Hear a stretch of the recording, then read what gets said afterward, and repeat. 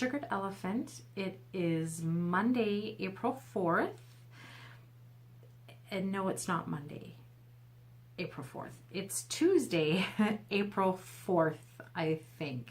I know it's Tuesday for sure, the April 4th. Not positive about that.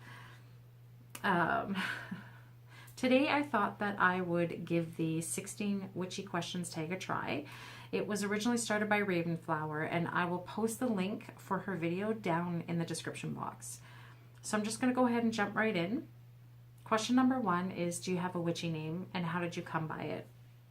So I do not have a witchy name.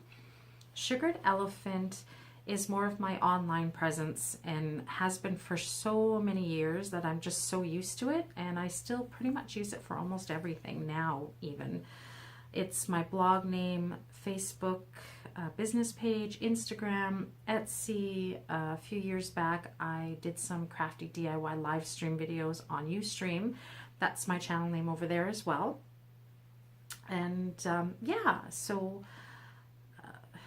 that's pretty much, I pretty much go by Sugared Elephant on almost everything. Question number 2, where are you located? What brought you to that area, and were you born there? I live in a frozen wasteland in the middle of Canada called Winnipeg, Manitoba. And the reason why I say that is because, pardon me, the reason why I say that is because we have very long frigid winters. Typical temperatures during our coldest months, minus 35 to minus 40 degrees Celsius. And we can get as cold as minus 50 to minus 58. And our winters typically last about 6 months. So it gets really, really cold here. And our winters are really long. I hate it. I hate how cold it gets here. I actually live right around the corner from my childhood home. I'm within a few minutes, probably 3 minutes from the house that I grew up in, or one of the places that I grew up in. And I'm probably within a few minutes walking distance from my elementary school, my junior high, and my high school. And I also work in the same division where I attended school. So I didn't go very far.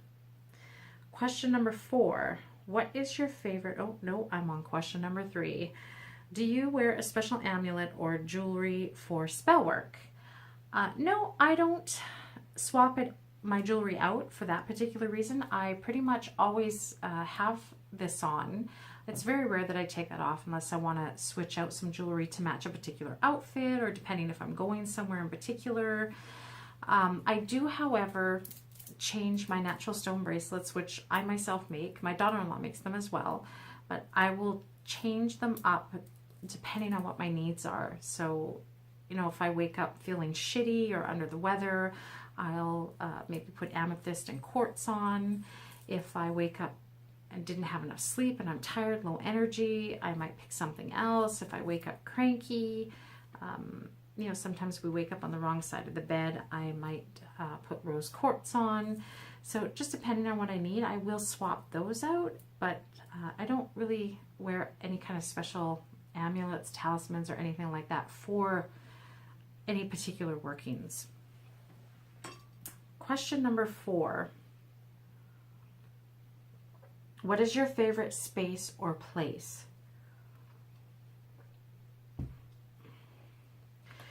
So where I am right now is my craft studio and my sacred space. My main altar is also in here. If I can't be outside in my garden, I either spend all my time in here or the kitchen. Those are my 2 favorite rooms in the house. And like I said, I would prefer to be outside. I love the heat. I love the warmth. I love the sunshine. And I love spending time in my garden. But our winters are really, really long here. So we spend a lot of time indoors during those months. And this is my happy place. It's where I do almost all of my creating. And I love to just be creating something every day. So I'm going to probably say right here where I'm at right now. Question number 5. What is your favorite stone or crystal for magical workings? So for me, it's selenite. I find that selenite is the multitasker of crystals, and it's such a hard worker. I use selenite to cleanse all other crystals that come into this house. I use it to make my full moon oil, and I pretty much always keep selenite on my altar. I might swap other things out for whatever it is that I'm doing, but selenite pretty much always remains there. Question number 6. How long have you been practicing, and how did you come to this path? So I've been on the pagan path for probably, I'm going to date myself now. I'm going to say about 31 years, give or take a year or two, and practicing about 26 years. And, you know, really, to make a long story short, when I was younger, I grew up in a Catholic family, not a deeply religious family, really. I think people in my family are a lot more religious now than they were when I was growing up. I don't know if that's an age thing. I don't know. Really, honestly, I don't know. All I know is that my mother never went to church before, and now she goes to church every Sunday. She used to have this huge, massive white, gold and white Bible. I remember that. And she had some statues. A big Jesus, big scary Jesus statue, and it used to scare the crap out of me when I was younger. I think it was just whoever made it, how they had it done. But she had that, and I think a Virgin Mary and some other kind of statues. But other than that, yeah, we never, you know, I was never forced to go to church. I was never forced to go to Sunday school. I did attend a few times when I was younger because I wanted to check that out, but I was left to do my own thing and have my own beliefs, so I'm very fortunate for that. But apparently I always questioned religion, even when I, you know, as far back as I can't even remember because I was too young, according to my mother and my aunt. And when I reached my early teens, at one point I thought that I was an atheist. You know, I was young, I didn't know anything, and there was no internet back then, and you hear what other people say, or you catch snippets here and there, and, well, you don't believe in God, you must be an atheist. So I walked around for a good couple of years thinking that that's what I was, when I felt that I believed that there was something, and there was something for me, but I didn't know what. I was pretty obsessed with dream interpretations, astrology, horoscopes, that kind of thing at the time, and especially dream interpretation. I would devour, pardon me, book after book after book. I would keep a dream journal. So I used to be in the occult section and the New Age section a lot when at that age. And I was probably in my mid-teens at this point. I came across some Wicca and paganism books. For the life of me, I can't remember which ones they were, but that's pretty much where it all started. I started reading up on that, and everything just kind of clicked and fit, and I felt like that was the path for me, and I've been there ever since. So question number 7. Do you have a deity, god, or goddess, and how did you connect with them? For many, many years, for most of the years of my practice, I didn't have any particular deity that I worked with. I used to even often wonder if it was ever going to happen for me. I'm the type of person, I didn't want to force it because I tend to overthink things, and I didn't want to overthink that. And I'm trying to be very practical, and I'm more of a it is what it is kind of person. So I just, you know, I thought if it comes, it'll come. And I happened to be looking into some family background, family history, and it was just more of a subtle thing for me. So I do work with Zorea, Slavic deities, otherwise known as the Auroras, Morning Star and Evening Star, and I have interpretations of them on my altar at all times. They are both on my altar at all times. However, I do my, I guess, my morning and my evening devotional is I swap them out. I have a slab in the center, or on my altar, I have a slab, and in the center they're swapped out, one for morning and one for evening. And this is something that I do every day, and then light a candle when I do that. Question number 8. What is your favorite incense or smudge? For smudging, I prefer cedar, and I'm fortunate enough to have my own cedar here, and I get a lot of fall off. So a lot of branches get broken. We have a lot of really stupid high windstorms here, even in the summertime. And I get a lot of breakage, and in order to keep them healthy, you have to trim them back as well. So I am able to make all my own cedar smudge wands, and it's my preferred form of smudge next to Palo Santo. I do grow my own sage, and I do have sage wands, but I usually use that for outside, and cedar and Palo Santo for inside. And incense, I love these all natural sticks that I get at this place called Generation Green, which is at the Forks Market. And the Forks Market, they have a lot of organic food stands, craft beers, and a lot of local vendors. And Generation Green sells pretty much, I'm pretty sure it's all natural. Everything is all natural, right down to any kind of wood and cloth items they have are also organic and natural. And they have these incense sticks, and they're coconut, and the goddess sticks are my absolute favorite. And I'm not even a huge fan of a lot of coconut scented stuff. I love coconut, but I'm not a fan of other I'm coconut scented candles, that kind of thing. I'm not a huge fan, but they're coconut incense, and it's perfect for people who are sensitive to scents. Like, I know there's a lot of incense that, even though I might like how they smell, when you burn them, they're just too strong and they give me a headache, and these don't do that. I also really like the Vampire's Blood incense sticks. Those smell good too. But the coconut and the goddess incense sticks, I can burn pretty much every day, and if I had an endless supply of them, I would burn them constantly. Question number 9. Have you ever had to clear a space of a negative entity? Yes, but I didn't. And that is a story for another time. Even when I think back on it now, I still don't know what that whole situation was all about. And like I said, that's a story for another time, but it's something I probably should have taken care of, and I didn't.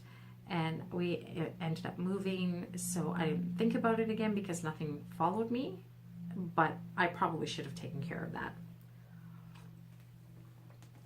Question number 10.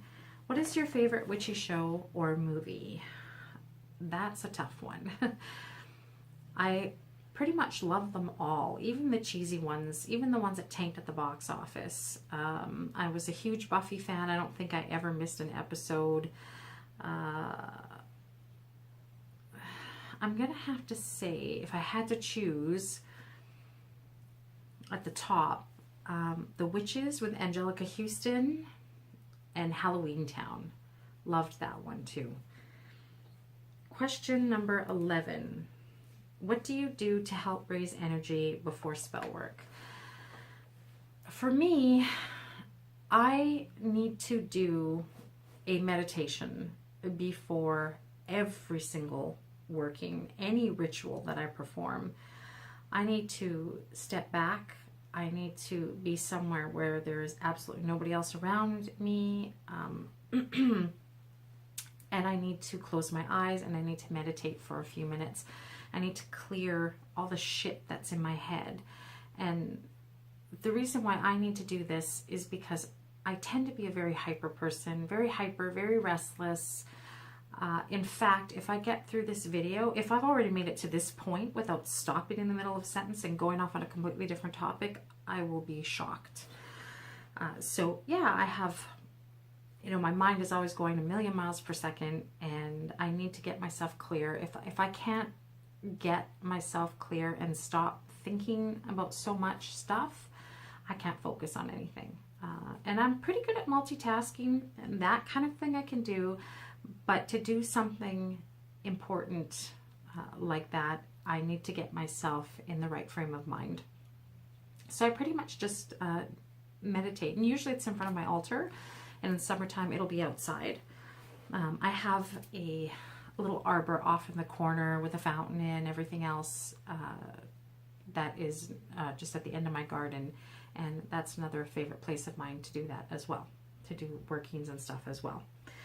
Question 12. Do you see yourself helping others magically? Yes, I do. In fact, I will do smudge sticks and protection balls, intention bottles, that kind of thing as requested. I have no problems helping somebody clear their home or a space that they need cleared of negative energy. What else? I don't read tarot. I don't do that. I'll get more into that I think there's a question about divination in here. Actually, I think, yeah, that's the next question. But yeah, so I tend to make a lot of stuff myself: candles, smudges, smudge wands, witches balls, intention bottles, oils, that kind of thing. So yeah, I have no problem helping family and friends when they need some help magically. Question 13. What is your preferred form of divination? So for me, that's scrying, and I find scrying pretty much, for me, it's a form of meditation as well, and it comes easy for me. I just find it's something that I'm able to do and connect with, whereas tarot, which I love, I can't wrap my head around tarot most of the time. Even on a good day, I'll pull a card for myself, and I'm okay with that, but sometimes even then it doesn't make any sense to me whatsoever, and I'll even come back to it a few times just to see if I'm getting anything, and sometimes, like I said, I just can't wrap my head around it. And I won't give up though, and I might do a pull cards, maybe somebody really close and for myself, but I don't think it'll ever go beyond that. I am, however, which is a surprise to me, mostly getting into runes, and I love wooden runes, and I make my own. Runes are something I never had any interest in whatsoever for years, like over 26 years. It's only just recently that I've felt a pull to learn about runes. I have no idea why. It was something I always would even pass up, you know, if somebody even showed them to me and we're at the store. I just had no interest, and I never thought that I would ever work with them. But I think moving ahead, that might be where I'm going to go with divination. But for right now, it's scrying, and I don't even do that a whole lot. It's not a huge part of my practice, but when I do, that's what I do. And like I said, it's really a form of meditation for myself as well. Question 14. What element do you work with the most? That one is an easy one. It's earth. I definitely connect with that element the most. Question 15. If you threw a party, which YouTube witches would you invite? Everybody that I'm subscribed to would be invited, and pretty much even some that I'm not subscribed to. Pretty much if you're not an asshole, you're invited. Question 16. What are your witchy goals for the new year?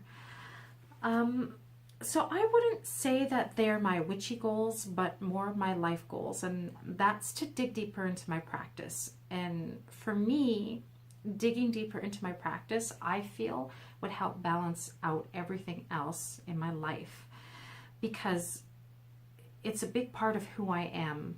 And if I dig deeper into my practice, I feel more grounded. And if I'm more grounded, it leaches out into everything else. My relationships, my work, my creativity, my health. So that's my main goal, just to bring all of those things together, to find balance, and feel more connected and spend more time getting involved with myself, basically. So that's pretty much my only goals. I don't have a lot of small other little goals, but again, I think that, weight loss, being healthier, being more creative, creating more, doing more art, being more positive. But again, I feel that those all come under my practice, that if I dig deeper into my practice, those things will happen naturally. So that's it. And I'm sorry for saying all the time. I'm going to try not to do that in the next one. But again, I will link Ravenflower's video for the tag down in the description box, and later on today or maybe tomorrow I might do a haul video. So everybody have a good afternoon and a good evening if I don't make it back, and that's it. Goodbye.